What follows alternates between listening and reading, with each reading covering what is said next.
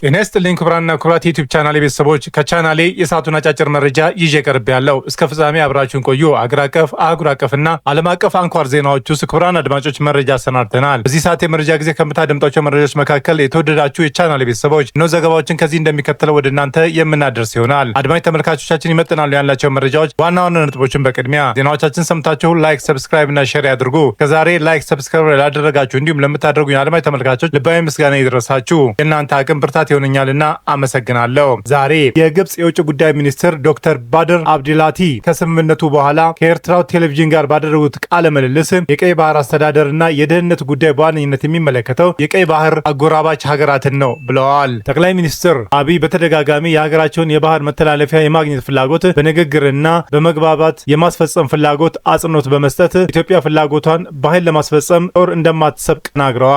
ለምን ጎረቤት ሀገራት ቀይ ባህር ለኛ ብቻ አሉ? በቻናላችን የምንለው ይኖራል። አብረን ቆይ። ዛሬ የሀገሪቱ ሁኔታ ጦርነት የወታደራዊ ቴክኖሎጂን አካሄድ በፍጥነት እንደሚለውጠው ተንታኞች ይናገራሉ።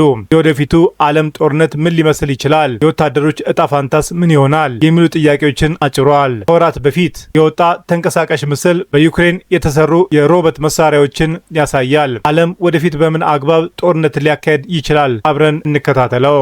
ዛሬ በዚህ ወር መጀመሪያ ላይ ትራምፕ እና የጀርመኑ ቻንስለር ፍሬድሪክ መርዝ መካከል በኢራን ጦርነት የተነሳ በተፈጠረው አለመግባባት አሜሪካን 5000 ወታደሮችን ከሀገሪቱ እንደምታስወጣ አስታውቃለች። ትራምፕ ቀደም ሲል መርዝ በአሜሪካ በኢራን ተደራዳሪዎች ተዋርዳለች በሚል የሰጡትን አስተያየት ተችተዋል። ወደ ፖላንድ የሚንቀሳቀሱት ተጨማሪ ወታደሮች ከጀርመን የሚወጡት ይሁን ወይም የተለየ ቡድን እስካሁን ግልጽ አይደለም። ወታደሮች ወዴት ሀገር የሚላኩ ይሆናል? በዝርዝር የምታደምጧቸው መረጃዎች በቻናላችን ይዘናል። ሁሉንም በዝርዝር እናስደምጣለን። እስከ ፍጻሜ ይቆዩ። ዝርዝር መረጃውን ያድምጡ ግብዣዬ ነው። ሁሉንም ከኢትዮ ፍቅሩ ዜና ወደሚደርሳችሁ ዝርዝር መረጃ አለፍኩ። አብረን እንቆይ።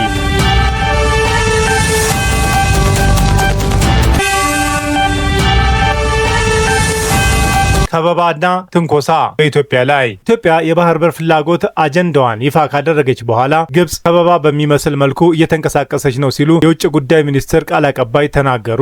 አምባሳደር ነቢያት ጌታቸው ሐሙስ ግንቦት 13 ቀን 2018 ዓ.ም ለጋዜጠኞች በሰጡት መግለጫ ኢትዮጵያ የባህር በር ጥያቄዋን ካነሳች በኋላ ከግብጽ በኩል ውጥረት፣ ትንኮሳ የሚመስሉ ነገሮችም እየታዩ መሆናቸውን ተናግረዋል። ኤርትራ ነጻ ሀገር ከሆነች በኋላ ባህር በር አልባ ሀገር ሆና የቆየችውን ኢትዮጵያ ባለፉት ጥቂት ዓመታት በመንግስት ደረጃ የባህር በር የማግኘት አጀንዳዋን በይፋ እየተራመደ መሆኑን ይታወቃል። በዚህም ከኤርትራ ጋር ያለውን ግንኙነት ተበላሽቶ ወደ ግጭት ሊያመራ የሚችል ስጋት ፈጥሮ ቆይቷል። በተጨማሪ በህዳሴው ግድብ ምክንያትም ለዓመታት ተቃውሞዋን ስታሰማ የቆየችው ግብጽም ከኤርትራ ጋር በመሆን የኢትዮጵያን ፍላጎት የሚቃረን መልኩ እንቅስቃሴና መግለጫ ስታወጣ ቆይታለች። ቃል አቀባዩ አምባሳደር ነቢያት ከዚሁ ጋር ተያይዞ በሰጡት ጋዜጣዊ መግለጫ ላይ ኢትዮጵያ የባህር በር ፍላጎቷን ባነሳች ጊዜ ኢትዮጵያ ለማነቅ የሚደረጉ እንቅስቃሴዎች የመጨመርና የማጠናከር አካሄድ እናያለን ብለዋል። አምባሳደሩ አክሎም ይህ የግብጽ እርምጃ አዲስ እንዳልሆነ በመጥቀስ ኢትዮጵያ ባህር በር ፍላጎት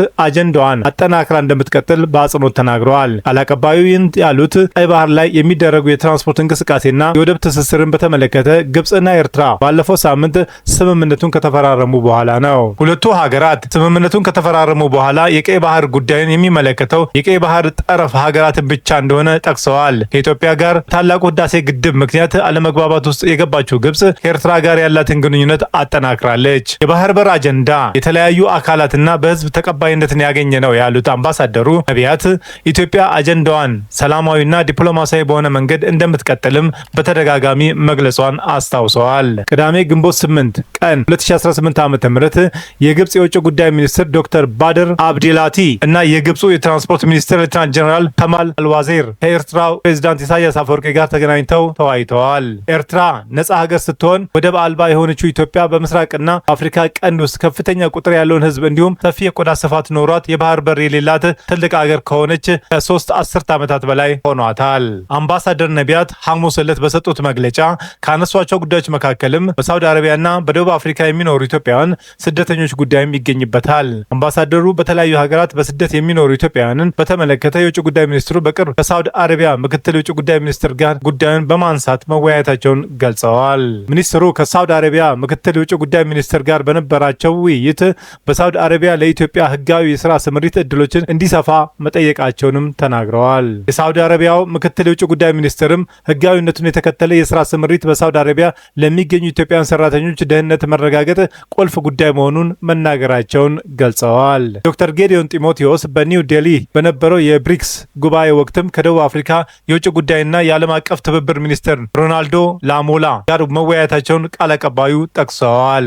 ውይይቱ በተለይ ኢትዮጵያውያን ላይ እየደረሰ ያለውን ችግር በጋራ መፍታት ላይ ያተኮረ እንደነበረ አምባሳደር ነቢያት ተናግረዋል። በተመሳሳይ የውጭ ጉዳይ ምክትል ሚኒስትር አምባሳደር ብርሃኑ ጸጋይ በደቡብ አፍሪካ የሚኖሩ ኢትዮጵያውያን ላይ እየደረሰ ያለውን ጥቃትና ችግር አስመልክቶ ተቀማጭነታቸው በኢትዮጵያ የሆኑትን የደቡብ አፍሪካ አምባሳደር በጽህፈት ቤታቸው ማነጋገራቸውን ጠቅሰዋል። በኢትዮጵያ የደቡብ አፍሪካ አምባሳደር ከሆኑት ኖንሴባ ሎሲ ጋር በተደረገው ውይይት በኢትዮጵያ ላይ እየተፈጸመ ያለውን ድርጊቶች እንዲቆሙ በተለይም የደህንነት ጥበቃ ማድረግና ማረጋገጥ አስፈላጊ መሆኑን መናገራቸውን ገልጸዋል። ቃል አቀባዩ አክለውም የደቡብ አፍሪካው አምባሳደር የሀገራቸውን መንግስት የሁሉንም ዜጎች ኢትዮጵያውያንን ጨምሮ ደህንነታቸው ለማስጠበቅ ቁርጠኛ መሆኑን መናገራቸውን ገልጸዋል። አክለውም አንድ የልዑካን ቡድን በቅርቡ ወደ ደቡብ አፍሪካ ተጉዞ በዚያ ከሚገኙ የተለያዩ አካላት ጋር እንደሚወያይም ተናግረዋል።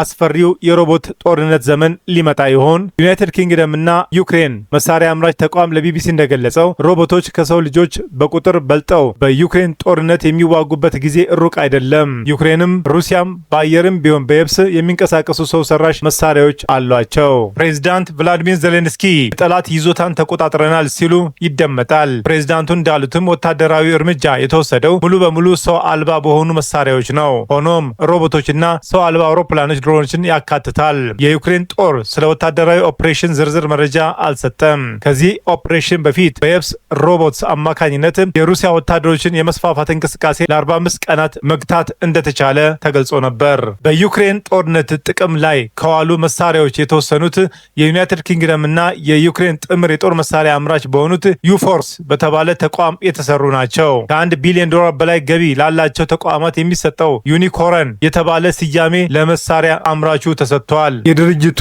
የለንደን ቅርንጫፍ ቢቢሲ በጎበኙበት ወቅት ምስጢራዊና ስያሜ ያልተሰጣቸው መሳሪያዎችን ተመልክተዋል። ይህም የሆነው የጦር መሳሪያዎቹን ከሩሲያ ለመታደግ እንደሆነ ተገልጿል። ዜሌንስኪ ንግግሩን ሲያደርጉም የሚታየውና የዩክሬን የሮቦት መሳሪያ የተመለከተውን ተንቀሳቃሽ ምስል ላይ የድርጅቱ ተወካይ አስተያየት ለመስጠት አልፈቀዱም።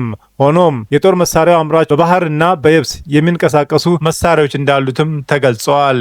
ዩክሬን ሰራሽ ድሮኖችና ሌሎችም ዘመናዊ ተዋጊዎች የተቋሙ የዩናይትድ ኪንግደም ስትራቴጂካል ጥምረት ዳይሬክተር ሪሃኖ ፓድሊ የዩ ፎርስ ኦፕሬሽን ዝርዝሮችን መግለጽ አልቻለም። ግን የሩሲያ ወረራ ከተጀመረበት ጊዜ አንስቶ እስከ አውሮፓውያኖቹ 2022 ድረስ 150,000 ስኬታማ ዘመቻዎችን አካሄደናል ብለዋል። ሮቦቶቹ ከሌሎች ሮቦቶች ጋር ውጊያ የሚገጥሙበት ጊዜም ሩቅ እንደማይሆን ዳይሬክተሩ ይናገራሉ። ከሰው ወታደሮች ቁጥር የሮቦት ወታደሮች ቁጥር ከፍ እንደሚሉም ያስረዳሉ። ሩሲያም ወደ ዩክሬን ግዛት ውስጥ ፈንጂ የሚያስወግዱ ሮቦቶችን እየሰራች ነው። በብሩኪንግስ ኢንስቲትዩት ከፍተኛ ተመራማሪ ሜላኒ ሲሶን ዩክሬን ራስን ለመከላከል የሚረዱ መሳሪያዎችን ግንባታ ሌሎችንም ማስተማር የምትችል ሀገር ናት ብዬ አምናለሁ ይላሉ።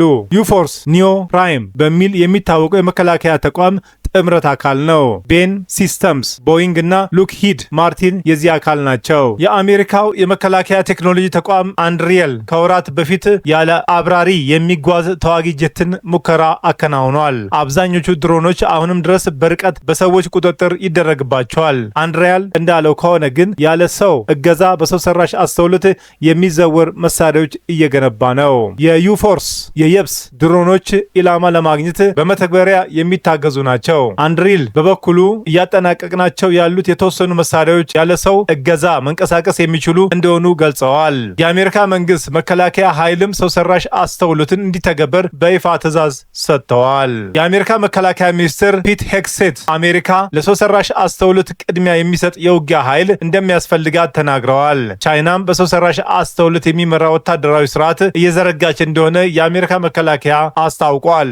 ተንታኞች እንደሚሉት ለወደፊቱ ሮቦቶች ከሌሎች ሮቦቶች ጋር መዋጋታቸው የሚቀር አይደለም። ራንዲ ዩሮፕ የተባለውን ባለሙያዎች ስብስብ ቲንክ ታንክ ባለሙያ ጃኮብ ሃሪኪላስ የዩክሬንና የሩሲያ ድሮኖችን አሁንም እርስ በርስ እየተዋጉ ነው። ይህ ወደ የብስ ውጊያ የሚሸጋገርበት እድል ሰፊ ነው፣ ማስቀረት የሚቻል ነገር አይደለም ብለዋል።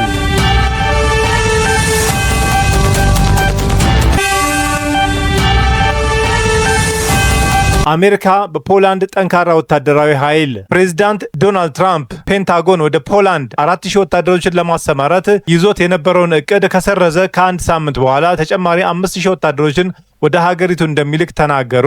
ትራምፕ በትሩዝ ሶሻል ማህበራዊ ድረገጻቸው ላይ ሲጽፉ ውሳኔው የተመሰረተው ባለፈው ዓመት ፕሬዝዳንታዊ ምርጫ ወቅት ድጋፋቸውን ከሰጧቸው የፖላንድ ፕሬዝዳንት ካሮል ናሮኪ ጋር ባላቸው ግንኙነት ላይ መሆኑን ተናግረዋል። የአሜሪካ ፕሬዝዳንት ተጨማሪ ወታደሮችን ቀደም ሲል የታቀደው የስምሪት አካል መሆኑ አለመሆኑን ወይም የተለየ ዘመቻ ስለመሆኑ ተጨማሪ ዝርዝር መረጃ አልሰጡም። ዋይት ሀውስ ከቅርብ ሳምንታት ወዲህ በአውሮፓ የሚገኙትን የሀገሪቱን ወታደሮች ቁጥር ለአሜሪካ ቅድሚያ ለመስጠት በሚል ለመቀነስ እቅድ እንዳለውም አስታውቆ ነበር።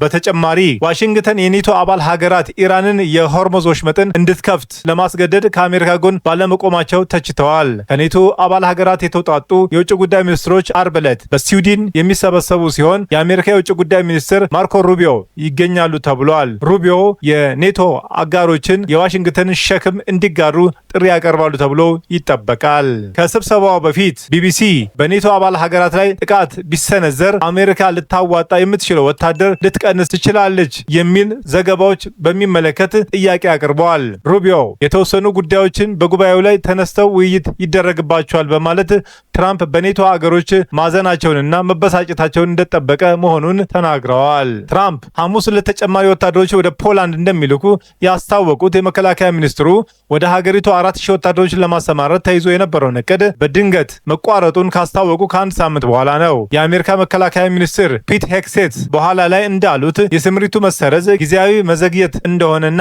አሜሪካን ፖላንድ ጠንካራ ወታደራዊ ኃይል እንደሚኖራትም ተናግረዋል። የፖላንድ ፕሬዝዳንት ናሮኪ ለረጅም ጊዜ የትራምፕ ደጋፊ የነበሩ ሲሆን ፕሬዝዳንታዊ ምርጫ ከማድረጋቸው በፊትም የትራምፕን ድጋፍ አግኝተዋል። የፖላንድ ፕሬዝዳንት በጥር ወር ከቢቢሲ ሬዲዮ 4 ቱዴይ ፕሮግራም ጋር በነበራቸው ቃለ ምልልስ ወቅትም ትራምፕ ቭላዲሚር ፑቲን እና የዩክሬኑ ጦርነት ማስቆም የሚችሉ ብቸኛው የዓለም መሪ ናቸው ብለው ነበር። ትራምፕ ቀደም ሲል የኔቶ አባል ሀገራትንና የአውሮፓ መሪዎችን ቢተቹም ናሮኪ አሁንም በአውሮፓ ውስጥ ላለው ደህንነት አሜሪካ ዋስትና መሆኗን አጥብቀው ተናግረዋል። በርካታ የሪፐብሊካን ሕግ አውጪ ትራምፕ የአሜሪካ ወታደሮችን ከጀርመን ማስወጣት መወሰናቸውን ለሩሲያ የተሳሳተ መልእክት ያስተላልፋል በሚል ተችተዋል። አሜሪካ በጀርመን ያሏትን ወታደሮች ብዛት በአውሮፓ ግዙፉ ሲሆን በአሁኑ ጊዜ ከ36,000 በላይ የሰራዊቱ አባላት ይገኛሉ። በጣሊያን ደግሞ 12,000 እንዲሁም በዩናይትድ ኪንግደም ደግሞ 10,000 ወታደሮች አሏት። የመረጃ ምንጭ አስነብቧል።